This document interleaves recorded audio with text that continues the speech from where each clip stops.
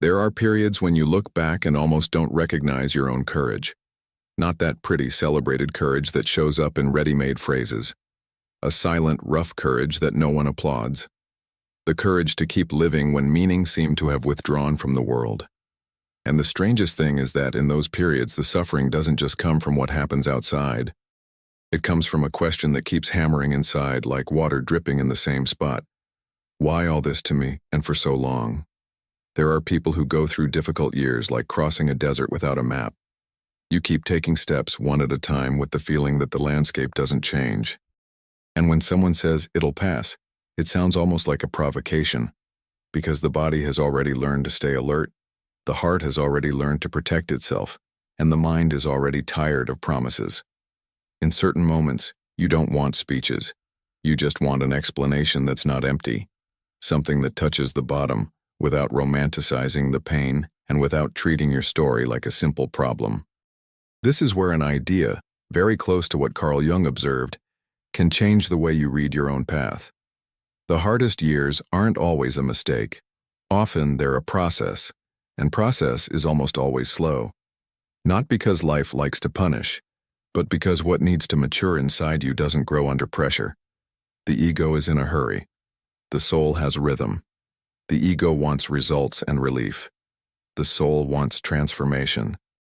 And real transformation is uncomfortable because it requires something old to die so that something true can be born. There's a reason why difficult periods seem endless. They dismantle the fantasy of control, and almost all suffering becomes crueler when you believe you should be in command of everything. When you think, if I do the right thing, nothing bad happens, life sooner or later disproves it. And the disapproval doesn't come gently. It comes with losses, frustrations, delays, silences, closed doors, people who don't match up, plans that don't fit. And faced with that, many wonder if they're being punished. But there's another possible reading, more mature and more useful. Maybe you're being polished. Polishing isn't poetry. Polishing is friction. It's pressure. It's repetition. It's feeling like you're being tested in what you most wanted to avoid. Because life doesn't usually touch our strong parts first. It touches where we're fragile. It touches the neediness, the vanity, the fear of abandonment, the need for approval, the difficulty in saying no, the tendency to betray yourself to be accepted. And when it touches, it hurts. But what hurts also reveals, and what reveals offers a path. Either you repeat the same pattern and call it fate, or you learn something about yourself and call it maturing. Jung spoke in different ways about how the psyche seeks wholeness. There's a deep tendency in us to become whole, not perfect, but whole. But wholeness requires you to see what you'd prefer not to see. The shadow, in that sense, is everything you swept under the rug to keep functioning. Old resentments, unadmitted needs, contained anger, poorly processed sadness, an identity built to please and survive. The hardest years often lift the rug. And that scares, because it messes with the image you have of yourself. A lot of people go through a tough phase and try to go back to normal. But the old normal might not be possible anymore. And that can be a blessing in disguise. Because the old normal, in many cases, was a life built on a high price. Swallowing emotions, putting up with disrespect, working beyond limits, sustaining relationships out of fear, living on appearances, silencing your own truth. The difficult period then appears as an interruption of the old script, and the interruption forces you to face what you've been avoiding. That's why it seems unfair. It doesn't ask for permission. But at the same time, it can be the first moment when you start to really listen to yourself. Stoicism, when it enters this conversation, brings a firmness that helps not to fall into despair. The Stoics didn't promise an easy life. They promised a lucid life. Their question wasn't how to avoid pain, but how to maintain dignity in pain. Because there are inevitable pains, aging, losses, changes, limitations, frustrations. But there's an additional, unnecessary suffering that arises when you turn pain into identity. When you conclude, this proves I'm a failure, this proves I don't deserve it, this proves life is against me. Pain is a fact, The conclusions are internal choices, and internal choices can be trained. You see how this idea changes the ground? Instead of looking at the difficult years as a useless period, you start to ask, what's being trained in me? Patience, humility, resilience, discernment, courage to start over, capacity to say, enough, or, even deeper, capacity to abandon the need to be approved to finally be true? There's something almost no one admits. Many of our desires aren't exactly desires, they're attempts to fill a void. You desire a relationship not just for love, but to not feel alone. You desire recognition not just for justice, but to feel sufficient. You desire to control everything, not just for prudence, but to not feel fear. And when life takes away or delays what you thought you needed, it exposes the void. That hurts, because the void gives vertigo. But vertigo is also a portal, because when you stop trying to fill the void with things and start facing it with awareness, something shifts. You start to build value from within, instead of begging for value from outside. That's why the hardest years might be about to pay off in a way you can't yet imagine. Not because everything will become perfect, but because you can become someone who's no longer crushed by the same forces. The value might be in the type of person who's being born in you, someone more sober, more centered, less dependent on others' gaze, less governed by impulses, more capable of enduring reality without breaking. There's a transformation that usually happens in silence during long periods of pain. You start to lose patience with what's false. False in you, false in others, false in the routine, false in relationships, false in goals. What you used to tolerate out of fear, you start not to tolerate anymore. What you used to accept out of neediness starts to weigh heavy. What you used to call normal starts to seem small. And that's dangerous and liberating at the same time, because it requires choices. It requires facing consequences. It requires abandoning some comforts. It requires enduring the judgment of those who preferred you obedient. And here's a central point. A lot of people don't suffer just for what they lost, but for what they need to let go. The pain of detachment isn't just about external things. It's about an old identity. The identity of someone who always endured. The identity of someone who always solved. The identity of someone who always pleased. The identity of someone who was always strong to not be abandoned. When difficult years come, they don't just attack your circumstances, they attack your masks. And when a mask falls, it brings shame. But shame is, many times, the passage to authenticity. Jung would say that suffering can be a messenger, not a messenger you love to receive, but a messenger that brings a truth you've been postponing. The truth might be, you're living a life that no longer fits you. The truth might be, you're repeating a family pattern and calling it love. The truth might be, you're carrying a guilt that's not yours. The truth might be, you're trying to control what you can't because you haven't learned to trust. And when the truth arrives, it doesn't come as soft light. It comes as crisis, as exhaustion, as loss of meaning. But crisis, despite the terror it causes, also means separation. Separating what's essential from what's noise. Maybe you've gone through nights where the mind kept ruminating everything that went wrong, everything you could have done differently, everything you fear might happen. And maybe you felt at some point that there's something inside you that can't take this weight anymore. This, I can't take it anymore, might seem like failure, but it can also be the start of a healthy boundary. Because there's a type of resistance that's noble and a type of resistance that's stubbornness against reality. Difficult years often teach the difference. They teach to fight for what deserves fighting and to let go of what only drains your soul. And if the value of all this isn't in what you conquer afterward, but in what you stop being reactive, stop being dependent, stop being blind to your own limits, stop being a prisoner of the past, stop being someone who lives asking permission to exist. There's a freedom that emerges when you go through the fire and discover you're still here. Not intact, maybe, but real. In this beginning, the proposal is simple and intense. Look at the difficult years as a soul's laboratory. Not to thank for the pain, not to make cheap poetry out of it, but to recognize that nothing was totally in vain if, in the midst of it, you started to gain awareness. And awareness is the first step of any life turnaround. Without awareness, you repeat. With awareness, you choose. There's a particular cruelty in long periods of difficulty. They create the appearance of stagnation. You do what you can, get up, work, try to reorganize, pray or think, talk to yourself, and still the external scenario seems not to change. It's as if life were stuck right when you most needed movement. But there's a point that most people only realize late. Difficult time is rarely empty time. It's underground time, and the underground doesn't make noise. It doesn't give applause. It doesn't produce immediate proofs. But that's where many decisive things form. In nature, almost everything that grows healthily has an invisible period. Roots deepen before leaves appear. The earth stays dark before the sprout breaks through. And in the internal field, something similar happens. Jung would say that the psyche works in layers, and that the unconscious keeps elaborating even when the ego is tired and thinks nothing is happening. There's a silent intelligence inside you reorganizing things that were messy before. Priorities, boundaries, desires, fears, old wounds. But this reorganization isn't linear. It comes in waves. And that's why the person feels like they're going back, when in fact they're deepening. The Stoics had a very austere and at the same time liberating way of facing this.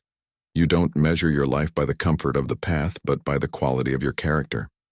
The world can stay rough, but you can be becoming someone more firm, more sober, less impulsive, less dependent on approval. And with time, this internal change produces external effects. But until that happens, the ego protests. It wants immediate signs. It wants a quick reward. And if it doesn't get it, it calls the process injustice. One of the hardest jobs in years of trial is accepting that improving doesn't always mean feeling good. There are days when you make healthier choices and still feel sadness. There are days when you set a boundary and still feel guilt.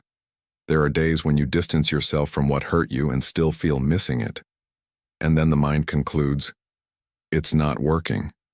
But that's too short a reading. Because real improvement isn't the absence of uncomfortable emotions. It's the capacity to go through them without destroying yourself and without betraying your values. Difficult years usually do two things at the same time. Dismantle illusions and reveal strengths. They dismantle the illusion that you can please everyone. Dismantle the illusion that effort guarantees return. Dismantle the illusion that love will always be reciprocal. Dismantle the illusion that the world will recognize your sacrifice. That hurts because those illusions worked as emotional crutches. But at the same time, the difficult period reveals a strength you maybe didn't know you had. The strength to continue without applause, the strength to endure silence, the strength to live without complete guarantees. The question is, what are you learning about yourself in this time?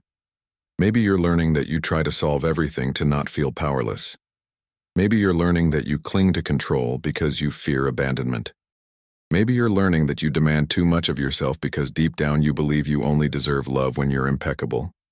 Jung would call these structures complexes. Old emotional cores that capture energy and organize your behavior without you noticing. Difficult years don't create these complexes out of nothing. They expose them. And what's exposed can finally be transformed. Notice how suffering behaves. It doesn't hurt just for the event itself, but for the meaning you assign. Two people can face a similar loss and react in completely different ways. One closes up and turns to stone. Another becomes more human and wiser. What's the difference? It's not willpower in the superficial sense. It's interpretation. It's internal posture. It's the decision to use pain as material for awareness, not as fuel for bitterness. The Stoics had a principle that can be applied here without romanticization. It's not the event that hurts you alone. It's the judgment you make of it. That doesn't deny the pain. It denies the tyranny of pain. And when you realize this, you start to recover a type of power that doesn't depend on the world, the power to choose how to respond. You can lose things, but you don't have to lose your integrity. You can be hurt, but you don't have to become cruel. You can be frustrated, but you don't have to become cynical.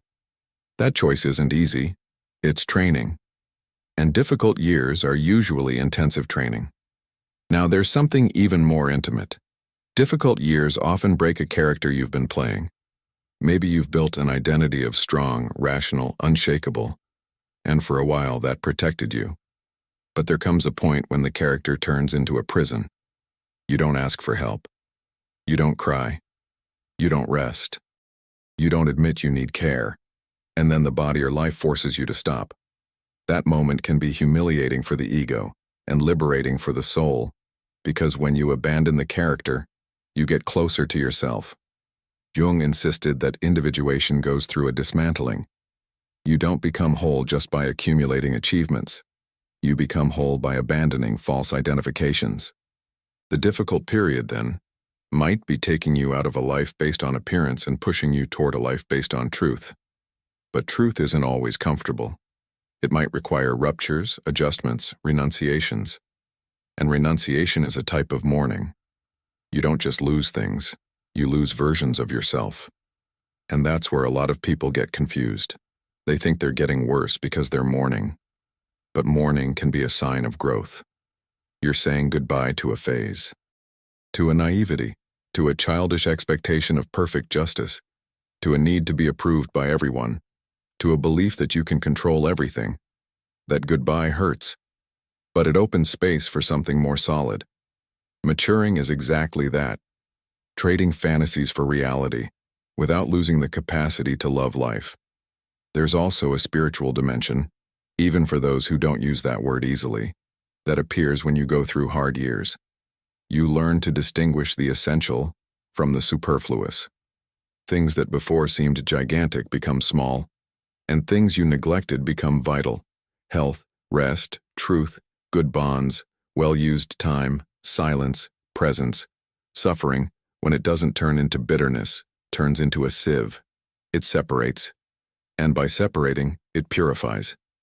A practical question can guide this moment. What is life trying to teach me that I wouldn't have learned in ease? Maybe it's humility, realizing you're not above fate. Maybe it's compassion, realizing everyone carries invisible battles. Maybe it's patience, realizing time has its own wisdom. Maybe it's courage, realizing you can start over. Maybe it's discernment, realizing not every yes is love and not every no is coldness. And why will this pay off in a way you can't imagine? Because the value might emerge as an internal structural change, not as an immediate external prize. One day, without warning, you realize you don't despair like before, that you don't beg like before, that you don't humiliate yourself like before, that you don't betray yourself like before, that you've learned to be alone without abandoning yourself, that you've learned to say truths without aggression, that you've learned to endure silence without crumbling. And that's wealth. A wealth that doesn't depend on a perfect scenario. There are people who, after difficult years, don't become happier in the superficial sense, but become freer. And freedom many times is better than momentary joy. Freedom is not being hostage to approval. Freedom is not being hostage to urgency. Freedom is not being hostage to fear. Freedom is being able to choose calmly. When you reach that place, external life can continue with problems, but you're no longer dragged by them with the same violence. You become someone who crosses through. And crossing through is a strong word. Crossing through isn't winning everything. Crossing through is not losing your soul on the way. Crossing through is keeping the flame lit even with contrary wind. Crossing through is continuing to do good without becoming naive. Crossing through is preserving dignity without turning to stone. And when you cross through, something inside you reorganizes. You stop being a person who needs everything to go right to be okay. You become a person who carries a center that doesn't depend on the world's weather. Maybe now you still don't see what all this was for, and there's no need to invent a false meaning to console yourself. But there's a real possibility. In some time you'll realize that the difficult period changed your way of seeing, choosing, loving, and enduring. And that change can be so deep that you almost get surprised. I didn't know I could become this. There's a type of pain that's not just sadness, it's disorientation. You keep functioning on the outside, but inside something shifted. What before seemed certain now seems fragile. What before motivated you now seems tasteless. And in the silence of that strangeness, a question arises that almost no one admits out loud.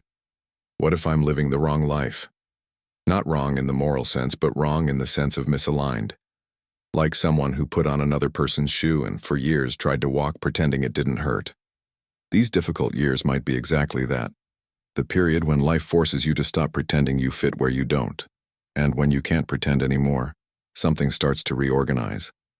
Jung would say that the psyche, when pushed to the limit, tends to produce corrections. Sometimes through dreams, sometimes through symptoms, sometimes through a crisis that seems to ruin everything, but that actually dismantles a path that was costing your soul. And Stoicism, with its sobriety, would add, not every rupture is an enemy. Some are just the way destiny returns you to what's essential. There's a delicate point here. When we talk about destiny, a lot of people understand it as fatalism, as if everything were written and you were just a passenger without a voice. But the Stoics didn't see it that way. For them, there's a part of life that doesn't depend on you, and a part that does. Destiny can bring the wind, you adjust the sails. Destiny can close doors. You choose if you'll pound on the door, sit on the ground, or look for another passage. Destiny can take people away. You choose if you'll harden or mature. That's the difference between fatalism and wisdom. Fatalism says it's no use. Wisdom says I do what I must with dignity. And Jung, in another way, would say there's an internal destiny, a deep direction of development. Something in you wants to become whole. When you stray too far from that, life seems meaningless even if things are going right. When you get closer to it, life can stay difficult, but it gains an internal ground. It's as if suffering changes quality. Instead of being just destruction, it starts to have a character of work. Work of reorganization, of purification, of reorientation. That's why difficult years often seem like an emptying. They empty certainties, empty illusions. Empty relationships that existed more out of habit than truth. Empty childish expectations of perfect justice. Empty the need to impress. And empty, mainly, the old identity you used to protect yourself. But that emptying isn't just loss, it can be space. And space is scary because space seems empty. But emptiness is also a womb. It's the place where something new can be born. The problem is that the ego hates emptiness. It tries to fill it immediately. It runs to distractions, to consumption, to excessive work, to rushed relationships, to quick explanations. It wants to cover the hole because the hole gives vertigo. But vertigo, many times, is the sign that you're leaving an old structure. And leaving an old structure is always unstable at the start.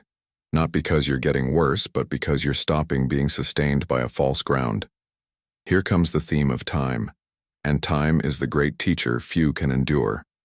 The ego wants deadlines, wants dates, wants guarantees. But life has processes that don't obey the clock. An old emotional wound doesn't turn into maturity because you decided. It turns into maturity because you face it repeatedly with awareness, until it stops governing your life. A deep change in values doesn't happen in a weekend. It happens after many no's said with firmness, many yeses chosen with honesty, many days of silent discipline, many falls followed by restarts. Difficult years might be doing exactly that, teaching you a new relationship with time. Not time as enemy, but time as ally. Because there are things only time reveals, who's loyal, who's opportunistic, what's passion and what's neediness, what's vocation and what's escape, what's love and what's dependence. Time exposes. And when it exposes, it gives you the chance to choose better. One of the most common pains in these periods is feeling like you fell behind. You look at others' lives and think, everyone moved forward and I stopped. But that comparison is usually unfair and many times blind, because you don't know the internal price of lives that seem brilliant. And more important, you don't know what's being built in you while you apparently stopped. There are invisible advances, learning to be alone without despair, learning to say the truth without aggression, learning to respect the body, learning to put yourself first without selfishness, learning not to explain yourself to those who don't want to understand. That's real advance. But it doesn't show in photos. And how does this turnaround where everything starts to pay off happen in practice? Many times it starts with a detail that seems small, You stop negotiating with yourself. You stop convincing yourself that I can endure a little more something that's already hurt you too much. You stop adapting to a place that requires you to shrink. You stop trying to buy love with effort. You stop confusing intensity with depth. You stop confusing hurry with destiny. This stopping is a milestone, because while you negotiate with yourself, you live divided. You know something's wrong, but you continue, and that division consumes energy. When you stop, the energy starts to organize again. The mind gets clearer. The body breathes. And then you can do something that before seemed impossible. Build again. Not from fantasy, but from reality. Reconstruction of meaning isn't finding a pretty phrase to justify suffering. Reconstruction of meaning is reorganizing life around what's essential for you. And that, many times, requires 3 internal movements. The first is accepting that some things won't have perfect closure. Not everyone will apologize to you. Not every effort will be recognized. Not every love will be returned. Not every cycle ends with aesthetic justice. The Stoic learns to endure that without becoming bitter. He chooses nobility of character, not the need for compensation. The second is recognizing what the difficult years showed you about your patterns. If you got lost in pleasing, now you learn to choose. If you got lost in controlling, now you learn to trust. If you got lost in working to numb, now you learn to rest without guilt. If you got lost in draining relationships, now you learn to be alone with dignity. These learnings aren't theoretical. They need to become behavior, and behavior requires repetition. The third movement is building a purpose compatible with who you've become. Purpose isn't necessarily a grand mission. For a lot of mature people, purpose is living with more truth, taking better care of the body, treating people with justice, working with excellence without killing yourself, loving with presence, choosing cleaner relationships, offering something good to the world without destroying yourself. That's purpose. And when you live like that, life starts to pay off, not by being easy, but by being coherent. Jung would say that when you align, something inside you stops fighting. And that's a strong sign, because internal fight is exhausting. Internal fight appears as chronic anxiety, irritation, self-sabotage, procrastination, compulsions, tiredness that doesn't go away. When you align, those things might not disappear overnight, but they lose intensity. You feel more whole. And wholeness gives you a kind of confidence, not the confidence that nothing will go wrong, but the confidence that you won't abandon yourself. And that's where the future becomes surprising. Because when you stop abandoning yourself, you start making choices you didn't make before. You get closer to healthier people. You distance yourself from what corrupts you. You accept opportunities that match your values. You don't sell yourself for crumbs. You learn to say no without justifying too much. And little by little, the external world responds. Not as a magic prize, but as natural consequence. Better choices produce better paths. What you still can't imagine might be this. Not just an improvement in circumstances, but a change of axis. You might, on a certain ordinary day, realize you're no longer trying to prove your value. That you're no longer asking permission to exist. That you're no longer seeking crumbs of recognition to feel whole. And that, for someone who's lived years underweight, is like breathing for the first time. Difficult years have a peculiar way of messing with your mind. They don't just wound, they reorder. They take from you the hurry to prove, the addiction to pleasing, the naivety of thinking life will always reward effort with immediate justice. And at the start that seems like loss, seems like punishment, seems like delay. But in silence, something more serious might be happening. You're being repositioned from within. When life squeezes, the ego usually tries to negotiate. It tries to find a quick way out, an explanation that relieves, a certainty that calms. But there are periods when there's no quick way out, because what's at stake isn't the problem on the outside, it's the structure on the inside. And that's why the pain prolongs, not to torture, but because transformation doesn't obey urgency. What needs to mature in you doesn't mature by decree. It matures by repetition of choices, by renunciations, by boundaries, by silent courage, by a discipline no one sees. The Stoics would say, Destiny brings the material. You choose what to do with it. It can turn into bitterness, or it can turn into virtue. It can turn into cynicism, or it can turn into sobriety. It can turn into hardness, or it can turn into firmness. The difference is subtle, but it changes everything. Because firmness preserves humanity, hardness kills sensitivity. Sobriety preserves clarity. Cynicism rots the gaze. Virtue preserves dignity. Bitterness turns suffering into identity. And Jung would remind, what hurts for a long time usually points to something that demands awareness. Sometimes you're not just suffering from circumstances. You're suffering because a part of you no longer accepts living in an old way. The emptiness, the crisis, the tiredness, the loss of meaning can be signs that you've crossed the character's limit. You can't sustain the mask anymore without getting sick. And that, despite the scare, is a rare chance. Because when the mask weakens, truth gains space. And truth, as uncomfortable as it is usually the start of freedom. Maybe what's about to pay off isn't a happy ending like the mind dreams. Maybe it's something more real, a new center. A type of internal ground that didn't exist before. The capacity to endure the uncertain without despair. The courage not to beg for what diminishes you. The serenity to accept that not everything will have perfect closure. The lucidity to perceive old patterns and not obey them anymore. The maturity to choose the essential, even when the essential requires renunciation. And, when that center is born, external life starts to change as natural consequence. You make different choices because you're no longer the same inside. You get close to what's clean and distance from what's toxic. You don't sell your peace for crumbs. You learn to wait without humiliating yourself, and to act without losing yourself. You stop running after approval as if approval were oxygen. And, without noticing, you start to live with more coherence. Coherence doesn't eliminate problems, but it eliminates the internal war that turns problems into torture. If today you're in the middle of the path without being able to see meaning, there's a simple posture that can sustain you. Don't conclude anything about your life from a difficult chapter.